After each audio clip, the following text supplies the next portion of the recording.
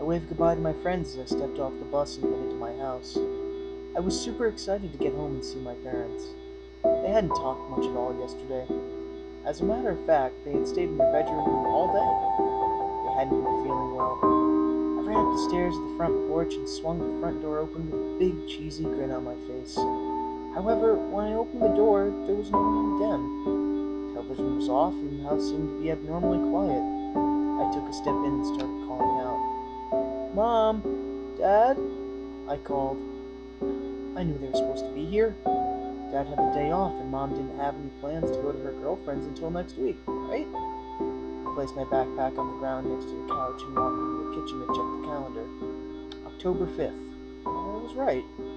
Dad took the day off, so him, Mom, and I could go see a movie together. They've got to be in here somewhere, I thought to myself.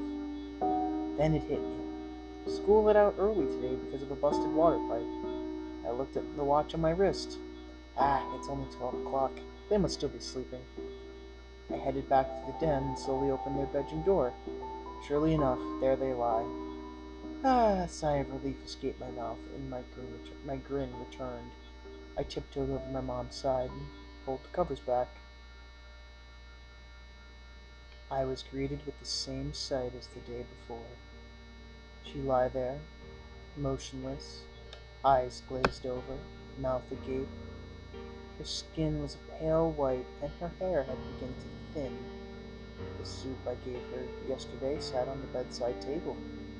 It was stale now, and she hadn't even touched it.